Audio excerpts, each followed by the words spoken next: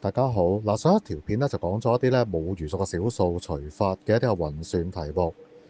好啦，呢次咧輪到應用題啦。嗱，睇睇第九個例，用33.6啦去換呢2毫子嘅硬幣，最多可以換到幾多個呢？咁睇睇呢個做法。最多可以換到幾多個2毫子硬幣呢？就係得33.6除。嗱，留意2毫子咧，即係0.2元，所以除0.2。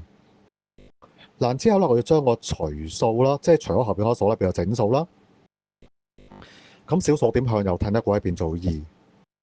嗱，被除數咧，同樣咧，小數點向右褪一格啦，所以變到咧336除以2啦。最後咧計到係168個嘅。嗱，睇睇咧第10個例子。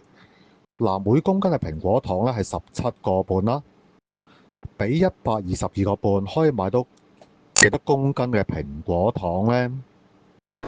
嗱，睇睇個做法啦，就係等於咧122.5啦，除以17.5。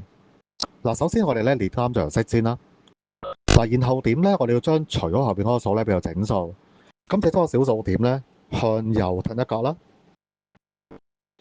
當然被除數咧做翻同樣嘅嘢，都係將個小數點向右褪一格，變做1225啦，再除以175。咁大家可以參考翻個算草啦，計都係咧7公斤嘅。多謝大家咧睇我哋咧呢一條嘅片啦，記得訂閱我哋頻道、Like、Subscribe 同埋 Share，分享俾身邊咧所有嘅朋友啦。多謝你哋，下次再見。